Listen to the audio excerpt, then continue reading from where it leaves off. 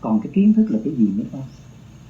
Kiến thức là những sự học hỏi hiểu biết, bồi dưỡng thêm cho sự hiểu biết, gọi là kiến thức văn hóa. Kiến thức cái này, kiến thức cái kia để hiểu biết. Mấy con phải học mới gọi là kiến thức. Còn mấy con không học thì mấy con gọi là ý thức. Cho nên cái ý thức của mấy con hiểu với một cái nhóm là mấy con sống quen cái môi trường đó, mấy con hiểu biết chung quanh nó thôi. Mấy con không đi học, mấy con không biết chữ. Bây giờ mấy con biết chữ, biết đọc, đó là kiến thức về văn học. Đó là kiến thức.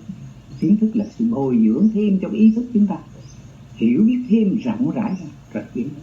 Bây giờ kiến thức về Phật Pháp mấy con không hiểu, nhờ thầy nói mấy con mới hiểu được Pháp của Phật, đạo đức của Phật như vậy gọi là kiến thức.